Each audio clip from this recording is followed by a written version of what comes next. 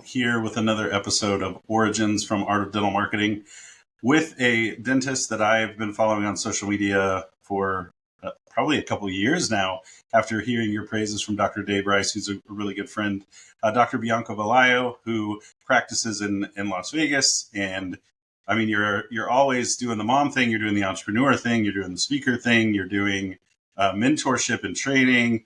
I mean, you and your husband are always, I saw you guys at like the Stanley Cup finals, and like you guys are always, I mean, you make me tired just watching your social media feed, but honored to have you on. Like, I know, we've kind of touched base randomly through some connections over the years, but really glad to have you. And I know you have a really unique story as well of how you ended up where you are starting, if I remember right, you're from New York, right? Yeah. And then you went to school, like we were just talking about before we started recording. You went to school in one of my favorite cities, which was out in Boston. Ended up in Nevada. You got your husband who's doing the music thing. You're kicking butt at the entrepreneurial thing. So just kind of take us on the journey of how you got to where you are, how you amassed such a big social media following. Really just, I mean, you have so much stuff to share. So feel free to take us on that journey with you. Oh, well, thanks, Sean. Thanks for having me on here to share my story. Well, I'm originally from New York, as you mentioned. I'm the first person in my family to become a dentist. And I think most people who enter dentistry know that it's truly an apprenticeship type of profession, And so, but me being the first in my family, I had to pave the way. I didn't know how to apply. And so I was really thankful for organizations, pre-dental society clubs, and just different dentists and student dentists along the way, willing to answer my questions and show me how I can get from point A to point B. And I did make it. I finally, from undergrad to dental school and graduating, and I got linked up when I was in dental school with Pacific Dental Services. And what really attracted me to that group was that a lot of the dentists that I had connected with over there had similar backgrounds to me. We're not legacies. And so I didn't have a practice that I was going to inherit. So I was thankful that there was this group that was able to take dentists who are ambitious, young, train them, and then allow them the opportunity to open their own startup practices with the technology that I've always dreamed of having. And so that's what landed me in Las Vegas.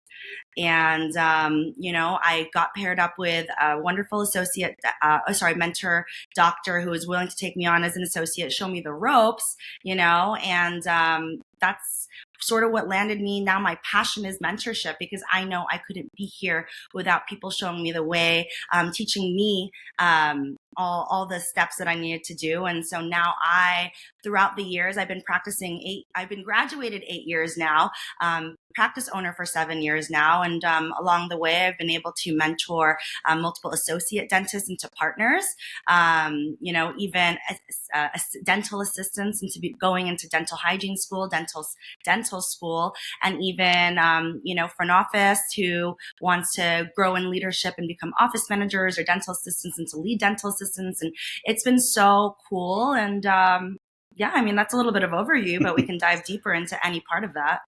Absolutely. How did you and Dr. Rice connect? Or were you a part of Ignite, or did you do anything with Ignite, or how did that happen? Great question. So I remember that he came to Tufts Dental School as a speaker, and I loved everything he had to say, because unlike the traditional classes, he really taught us a lot about real world dentistry. And so I was following, I've been a fan of his, and then I think that was before Instagram time. And so then 2018, I joined Instagram, and I started doing creating videos, these educational and entertaining videos. So that's sort of my claim to fame, 1 minute of fame. But and so I made these educational videos, and one day I saw that he liked one of my videos, and I was like, oh my gosh, this is so crazy! Like someone that I look up to, admire. So I started following him, and I reached out and I said, hey, thanks for liking one of my videos. I remember when you went to school, like I'd love the opportunity to collaborate. So a single DM turned into this great friendship, and I view him as one of my mentors too, which is great. And so once we connected, I got involved with Ignite DDS, and he's come out to Vegas to teach me and my associates, and so it's been a really great relationship. Yeah, he's definitely become, one of my favorite people in dental. We've struck up a friendship too, but I've similar story with Dave. I mean, I knew who he was, obviously entering dental marketing, and I always joke because he's really not really a fan of like dental marketers or just people reaching out. And I bugged him legit for like 2 years. I'm just like, hey man, like let's hop on a call, let's talk. And now, being a partner with Ignite, it's such a cool organization. And I love that you did. You really paved your own way, which is really cool because a lot of the students we meet, I mean, they graduate and it's like they don't really know what the next step is, or finding mentors. Like we had Dave on the show yesterday. We actually filmed Dave's origin story, but Oh, wow. How would you encourage a dental student to approach somebody in terms of finding a mentor, or somebody that like Dave, for you, somebody that you look up to or they look up to? Like, how would you encourage them? Like, say somebody follows you and they want to reach out to you for a mentorship or maybe just to do a quick video chat. Like, how would you recommend to a student to find and pursue a mentor effectively? Absolutely. I mean, I'm really big on just shooting your shot. So Absolutely. that's what I did. I was just like, let me just DM them. And so, of course, sometimes those DMs get filtered and people don't see them, but um, then try to find different ways, contact information. I mean, you have to be very resourceful in this day and age. I remember even being a dental student and I was looking for career opportunities. And again, LinkedIn wasn't really as big or Instagram wasn't as big. So you didn't have as much access, but I'll go on websites, I'll look on the Rolodex. Okay, where's the, where's the email address that I can send out an email? At the end of the day, I mean, you have to ask and then you'll receive. And then from there, some people may not be interested and it might not go anywhere. I have stories of that. I've reached out, hey, will you be my mentor? And then maybe we have an email back and forth and nothing really becomes, because mentorship's also a relationship. So I akin everything to like dating, truly, because relationships is just getting to know someone. So it's about that connection. And I think when someone sees something in you and you equally see something in them, then it can flourish into a nice mentor-mentee relationship. But you just have to reach out and then be genuine, state your intention. And I would say don't get discouraged and follow up. You can't just expect someone who's, especially in that, if you're in the mentor position, usually they're busy. So you can't just expect them to also, so just this morning I had a mentee call and I appreciate she reaches out every so often. And, she's a super genuine person from Tufts Dental School. I love Tufts. So many connections come out of there. And she just reached out and every so often, we connect on the phone. And I appreciate that it's also, the relationship isn't always one-sided. I mean, it seems like it's kind of taken as maybe like an honor for somebody to ask you to be a mentor. And this is something that I was turned on to later in life. I wish earlier in my career that I would have sought out mentors, because it saves you from so many problems. It saves you from making a ton of mistakes. And really anybody that's listening that just kind of feels maybe lost, instead of turning to a book or turning inward, use social media to reach out to the people maybe that you think are going to say no. And there are a lot of doctors that are at midpoint and beyond in their careers. I've met doctors that like they almost want to pass like it's their legacy. Like they want to pass the knowledge and the experience on. So outside of everything you're doing in terms of the practicing, busy home life, you got small kids, you guys are always doing something. Your husband's in a band, which is even crazier just because I was in a band way back in the day. And actually, we were Instagramming one night and I saw your husband and I was like, man, he looks so familiar. And looked back in the archives and we actually played a show together like 2009 or 10. It was something like that. And Hold on, I have the date. So oh, you do? You do have the date? I do. So my husband's band is Crash Midnight. And so it was 2010 or 9. Okay. And I know vividly. So I graduated. No. Actually, no. Later than that. Sorry, 2013. Actually. Okay. The reason is because I graduated dental school in 2015. So it was the year before I graduated, and I had Sean was going on tour and we were deeply in love, and I didn't want to be without him for like 6 weeks. And so, Sure. and I knew this vividly because we were doing our dental boards at the time. Okay. Oh, And so wow. going to school in Boston, everyone takes the New England regional board exam. And so one of the weekends of him being out of town and us being on tour was the week, like we were supposed to take our board exam. And that was one of the deciding factors why I foregoed taking the New England test. And I took the Western licensing board because it didn't interfere with us going on tour. That's dedication. So, I love I it. know. And well, I looked everything up, and at the time I was like, the states that I was considering practicing, they accepted the Western licensing exam. So I'm originally from New York, and I knew I wasn't going to go back to New York to practice because they would make you take a residency. You had to do some postgraduate education following dental school to go. And again, me being deeply in love and ready to start my life, like, I didn't want to be a forever student. And so, and Sean also being in a band, a rock and roll band, of course, like his dreams were to go to California, and that's where we ended up landing in Vegas. So many stars aligned. And so I my first time ever going on tour, and so I ended up being like this tour manager, or AKA the most responsible person on the bus. It was me and 5 dudes on a bus, and I learned that band touring is basically like truck driving. And I love my whole life outside of being a dentist because it teaches me a lot of skills that I've used as a dentist. So marketing, fundraising, talking to people. And so I joke that I made more money than the band on that tour because I would stand by the table to sell merchandise. And then we'd also have like a gas bucket so people can give us tips. And so just by me talking and being one of the only young women at a metal rock concert. yeah. Well, so it was so fun. Funny. Good memories.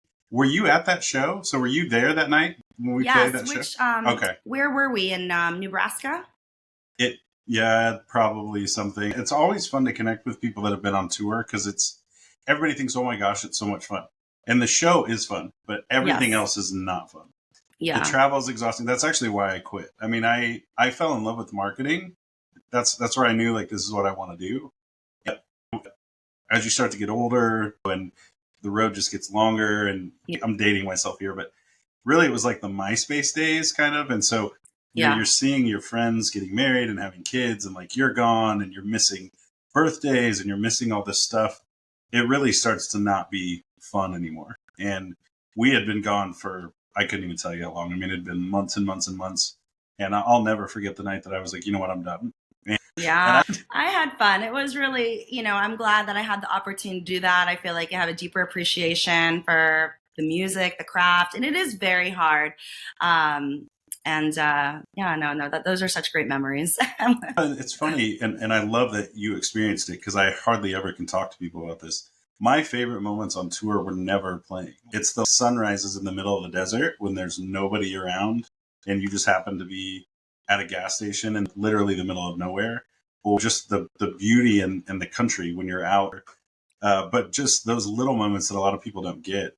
It was such a cool experience. So that's awesome that you got to experience it too. So back to dentistry. We could divert on music probably. I was thinking the same exact thing. I'm like, we should have a whole separate episode about music. I love, that's such my alter ego. But I love having just a very a diverse, eclectic life with, the activities that I do. But I think it makes it just, because I'm not your average dentist, and dentistry is so much about relationships and people. So no one wants to go talk to you to talk about dentistry. So when I can talk to my patients about music or cars or sports or, their families. So it's just nice that I have different ways to connect with people. See, and that right there is such a cornerstone of why ADM exists, the story-based marketing. That's it. Like, it took me a while to learn that selling dentistry isn't about dentistry. It's about the doctor. It's about their personality. It's about their likes and interests and connection with their patient base. Because the patient, everybody talks about the clinical aspects, and and all that. Most patients, it's just, do I like this person or not? Really, it's that simple. That's the beauty, totally. Like, I mean, the more that we become connected, I mean, especially in dental really is a small industry. Obviously, everyone's connected to Dr. Rice, or someone came from Tufts, or someone, so.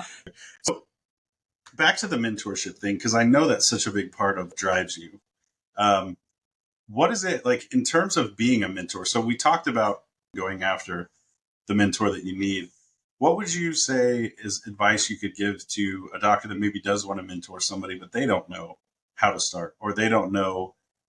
Do you have like a curriculum that you've put together, or do you just kind of wing it based on wherever they're at in their career and whatever that issue? Great question. I'm highly organized, so I definitely have a whole flow of everything that I do with my doctors, but I've learned so much along the way. One thing that I'm thankful for having such a big practice, because I realize that just because you're a dentist doesn't mean you've also had the opportunity to ever hire an associate. But my office I hired my first associate like 6 months after opening my first practice, and so ever since, and I've been a practice owner for 7 years. So you can imagine I've already been through at least 7 associates, and maybe someone in a smaller practice, maybe they only ever get one in their lifetime. So I realize that sometimes mentorship, they don't have the opportunity to ever learn.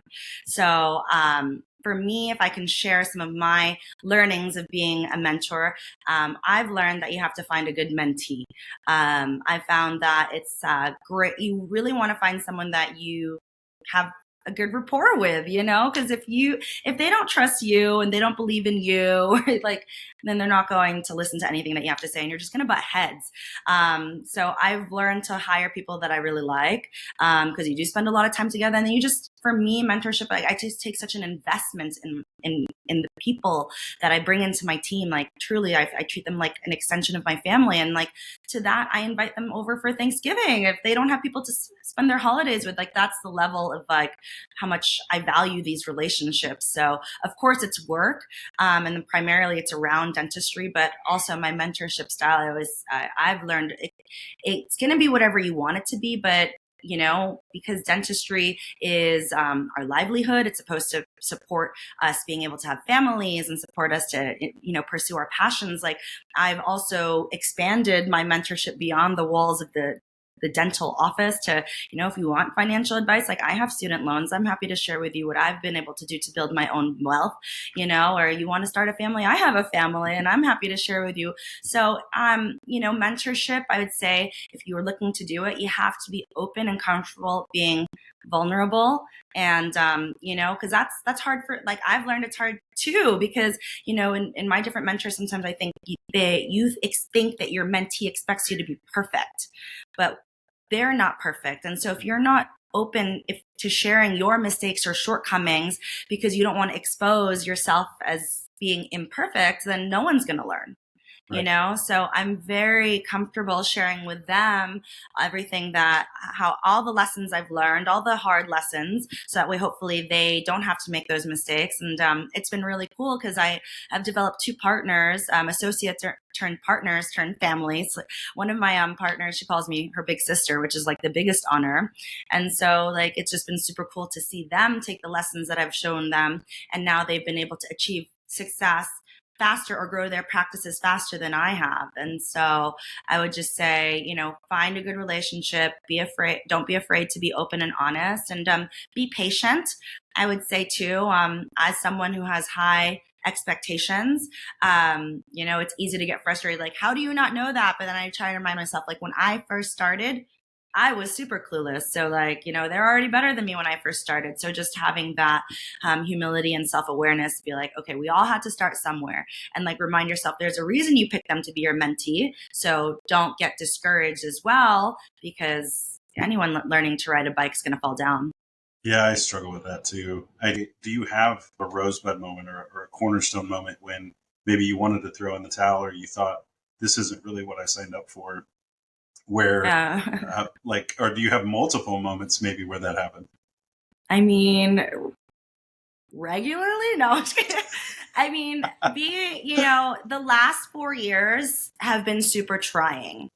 having 2 kids, and I have to give myself some grace, because I think that, you hear sometimes that like women are expected to, have the business and then raise their kids as if they don't have, they're a stay-at-home mom, but then have the business and act as if they don't have a family. And it's like I feel a lot of strain and pull, and like it's hard. And plus then, like, we don't talk about it as much, I don't think, and not, thankfully social media brings a lot more attention to like postpartum, but like your hormones are just raging. And so I'm just like, what's going on here? Plus then, the sleep deprivation that comes, like the last 4 years have been super, super trying. But so of course I'm just like, and then I'm like, Sean, let's sell my Sean, not you, Sean. Yeah, my husband, Sean. I'm like, let's sell the practice. We can pay off all our debts with the practice, start fresh. I want to be a yoga instructor. That's my daydream job if I were into. And so, but he reminds me, you went to school for this. You took on debt for this. And then the other reminder though too is sometimes just a perspective shift, that it's like, one of my best friends is my personal trainer. So like I love fitness. You said you see me like punching bags and things like that. And so, you think that the grass is greener, like as if other professions have it easier, but she runs her own business. She has to find clients. She needs to market herself. She has to manage her books, and so you just remind yourself that and anything you do is going to be hard. And part of the reason that things are so difficult is also because of my expectations of standards. Like I want things to be excellence. I want everything to be great. So, I think and then I just remind myself of like, why did I start? And I love patience. I love what I do. And then I think just trying to like work on yourself and give yourself that grace, and like whatever support you need, whether it's, therapy, a night out, self-care, like, because life is just hard. I always stress on these episodes, all the doctors that you look up to, all the people that you follow, they've gone through low lows that you probably can't ever imagine. And some of the stories people have shared on here, you're the 4th episode. But some of the stories people have already shared on here, like I had no idea they were carrying that. I had no idea that they had ever felt like that, because you would never know externally that that's what they went through. And so I think it is cool. I'm hoping that as people share their origin story, everybody in the industry just kind of sees this as a movement and sees this as like, hey, we all struggle together. We all succeed together. Dave always says that together we rise thing. The same kind of thing. It's, you do what you do, I do what I do. If we can connect people, everything always seems to come full circle, whether, you meet somebody 10 years ago playing a show in the middle of Nebraska and you guys end up doing a podcast again later. It's funny how things always work out. But to the doctors or to the entrepreneurs out there listening, that maybe you're in a low point or you feel like, I don't want to do this or I can't do this, like know that all the people you look up to probably feel or have felt the exact same way. No, I know. I mean, especially as someone who's big or on social media, big. I'm not even that big, but you know what I mean? I'm active in social media. Yes, you are. You're modest. Yeah, you are. But, I think it's really hard, like, and so I have to do so many check-ins because I'm like, wow, they're posting so much content. They're growing. Like I've had to take a pause on Oral Health Minute, mostly because like I am managing a lot. And so I've had to check in with myself multiple times, like what's my priority? And as much as I love making those videos, educating the public and being engaged in social media, it's like, well, I have a second kid. I have a practice. I have obligations to my mentees and my partners, so that had to take a backseat. So just checking in and knowing like, everyone struggles. There was a big moment for me that I will share. And as you know, I love working out. And everyone who knows me knows that like I'm a really positive person. And so, I was starting to feel like just drained, stressed, like, hard to wake up. And, my trainer was like, told me you should start running because it's good for weight loss cardio, get ripped for the summer. I was like, all right, got it. And so I started running, and I don't like to run with music, especially because it's hard to, deal with the headphones. So I run with my own thoughts. And I remember this was a few months ago. So this is like, I just got over a season of like down. So to see me on up, and I'm really happy that you caught me at this time so I can share. But, I knew I was so down because I was running, and normally I'm always, I can do it, you got this. But I was running, and I was like, in my head, I was like, I can't do this. I want to give, like, it was negative thoughts going through my head. And I was like, it's one thing for me to feel negative at work, because sometimes you feel like that's normal. You eventually get to a point and you deal with it every day. You're like, this is normal. It's going to be a crazy day. You're going to deal with crazy patients. But the fact that it started to permeate into like my happy place, which is working out, and then I was starting to feel like I can't do it, that's when I knew I had to make a change. So it was a really big wake up call. And so I downloaded this app. It's called Headway. And I've been doing, because I'm not good at reading books, but I love the book summaries, and I can read all my favorite inspirational books, self-help books, whatever it is that I want to focus on. And, it is stop scrolling, because sometimes, as much as I'm like, please like and comment my page and all my posts, it's like you need to learn when to take a step back if it's not serving you. And so I've been like so much in a better headspace and focusing on me. It's funny that you talked about Headway. Is that I'm trying to think, there's so many. Is that the one that teaches you how to meditate? Is that app? No, I think that's Calm. Headway, Calm, that's right. Yeah, but Headway is all over Instagram marketing. Oh my God, I'm so susceptible to Instagram marketing. Anything that's like, yeah, let's buy it. Until one time I bought something from a fake store and I never got it. Oh no! Yeah. They do have those. There's like dupe stores. I thought it was a Hydro Flask store, and I was like, oh, this is too good to be true. How are you selling $20 Hydro Flask when you know those are $50? But I bought one and I never got it, obviously. And so just be wary about that, people. But yeah, the Headway app, it's been really cool. It has book summaries. So like right now I'm reading this book, The Power of Subconscious, but they have books like How to Win Friends and Influence People. Like any book that you want, they'll give you like a summary that you can read in 5 to 10 minutes. And so unfortunately, that's sometimes awesome. All I have. But like even during my lunch break, it's just been like, just get to recenter, read something, just again, not feel like you're on social media scrolling and comparing or feeling inadequate in different ways. Yeah, and comparison definitely is the thief of joy for sure. I struggle with all that too, and it's especially just entrepreneurship. It is a lonely journey. You're surrounded by people, but very few people really know what you're going through or know what it's like. And I went through that too early in my career, where I was like, man, like, am I doing something wrong? Like, aren't I supposed to be like happy and feel like really good at what I do? And then I think it was Gary Vaynerchuk who he shared an image of like the life cycle of an entrepreneur, and it was like this. And it's like, I'm the best. This is awful. I'm the greatest entrepreneur in the world. I'm the worst person ever. And it just like goes through. But it was so true. And like just hearing that and knowing that a guy like Gary Vaynerchuk obviously feels that. So knowing that those ups and downs are part of it, which again, you'd mentioned earlier, dentistry is big, but it's small. So definitely check out the Headway app. There's another book too that I just finished. I pretty much do Audible, and then I have this app called Mentorship. I think it's another social media thing that got me. It was like $20 for life, but it's similar kind of format. But there's a book called How to Train a Wild Elephant. It's all about mindfulness, and just it's been amazing for me with that, because I struggle with worrying about the future, sometimes too far into the future. And so this just brings it back to, just being in the moment, being where you are, being where your feet are. And it sounds like, oh my gosh, this is a giant waste of time, but it does so much for you.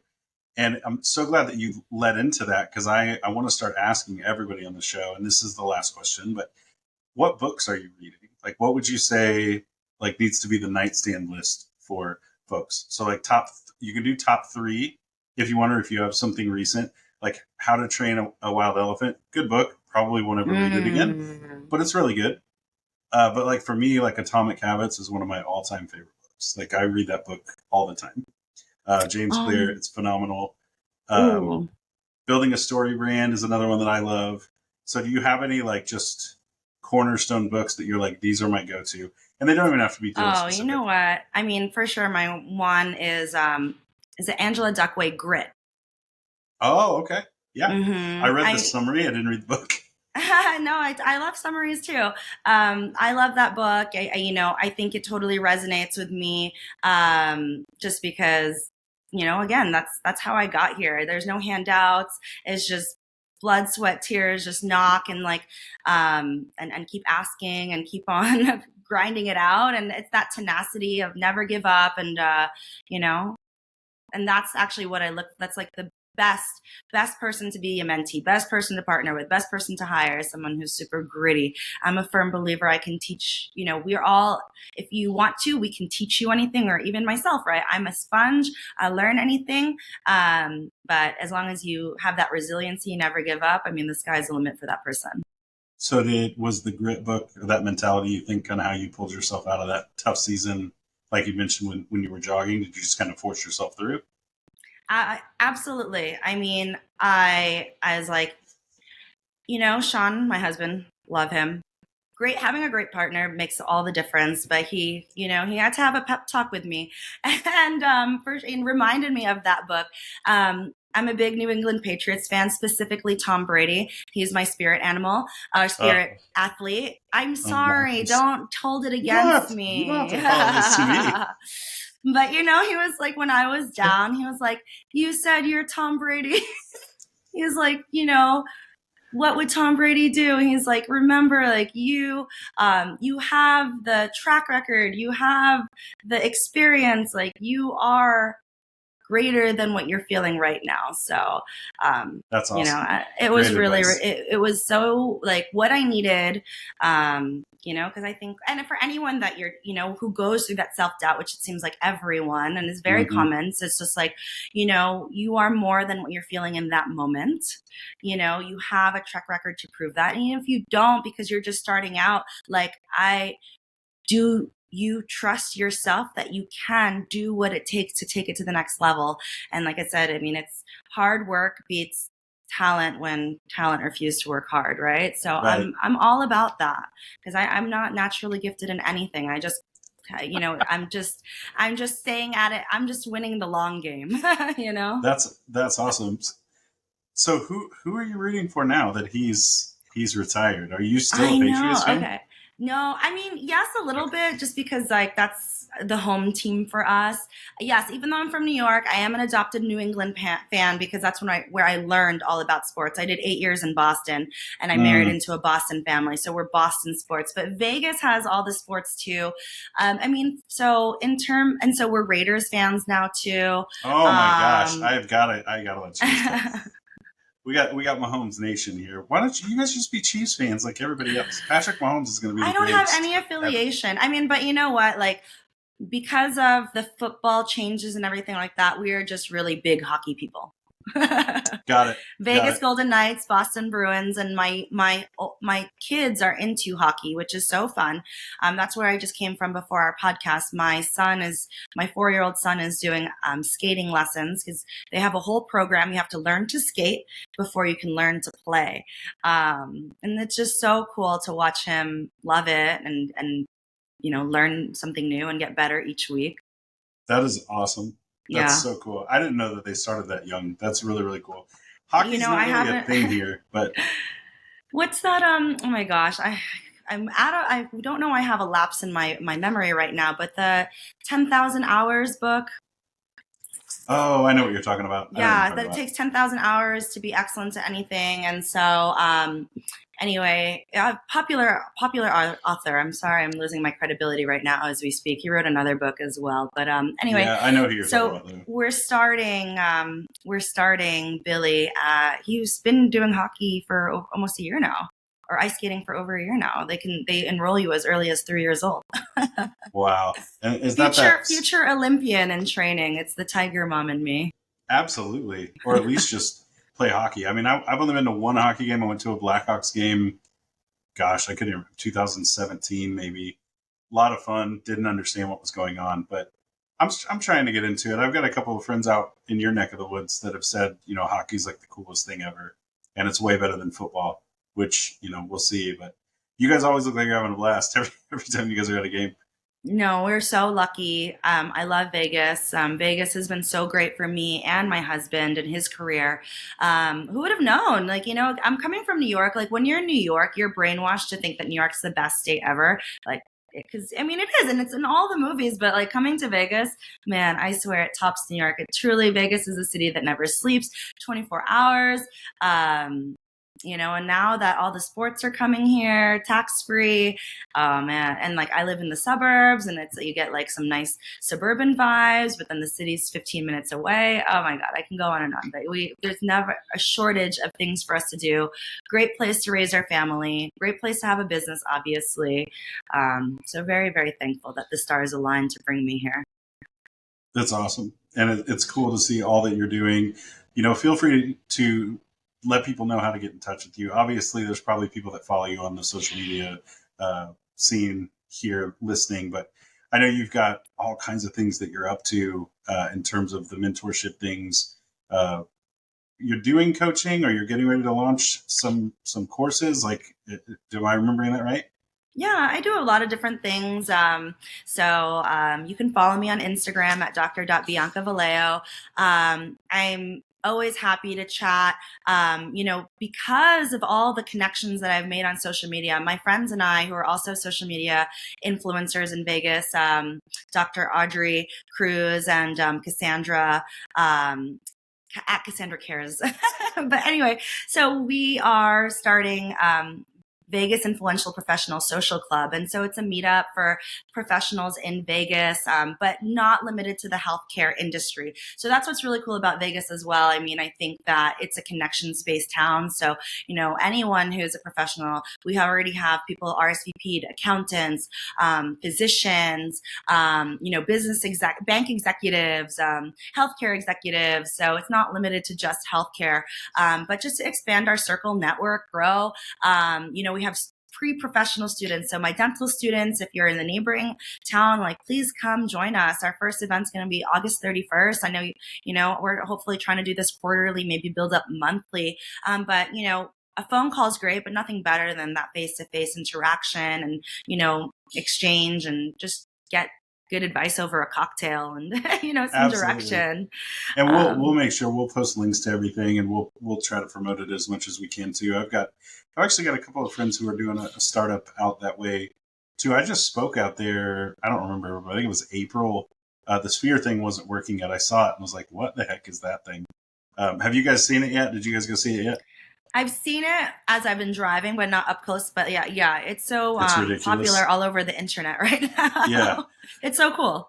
Well, I didn't know that's what it was. I thought it was just like a Mad Max, like crazy cage of some sort, or UFC thing or something. But I'll definitely let them know too. But yeah, if you're a young doctor in the area, events like this are where it happens. And like you really can't beat sitting down with an accountant or sitting down with somebody in that kind of an environment to build those connections. Because like, what would you say when you came out of school? What were your most important relationships to forge? Was it like CPA, attorney? Do you have like your list of people that you hired in an order? Or how did that work? Good question. Obviously, we talked about the mentor. You need like your professional mentor and coach. From there, financial advisor. Once you start making a little bit of money.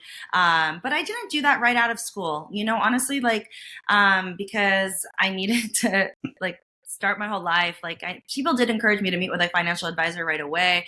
And they're like, oh, you should start investing. I'm like, I don't have $500 right now. Yes, I'm a doctor, but I'm still and I moved cross country. So I had a lot of debt acquired just to get settled. So, but once you start settling in and, having a steady patient flow, for sure, financial advisor, just because, you just don't want your money just sitting in your checkings account and, there's better places for it to grow.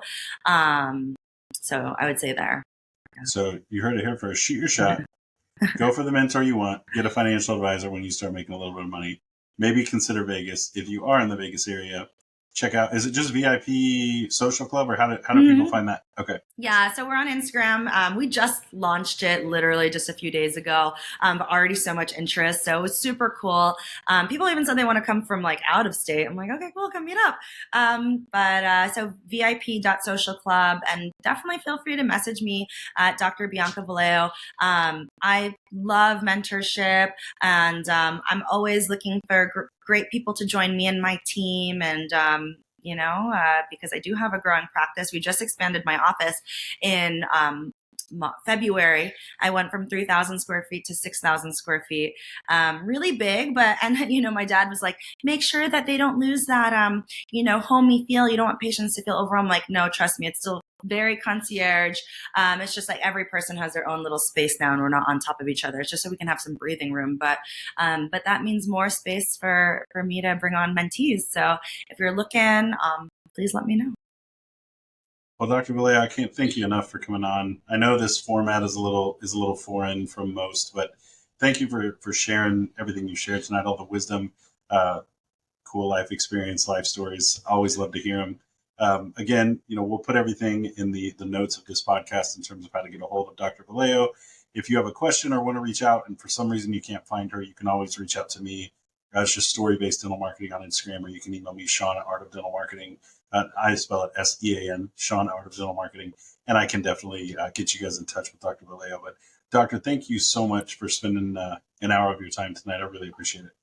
Thank you, and it was so nice to connect and see you in person. And thank you guys for listening. And I'm looking forward to your other episodes as well.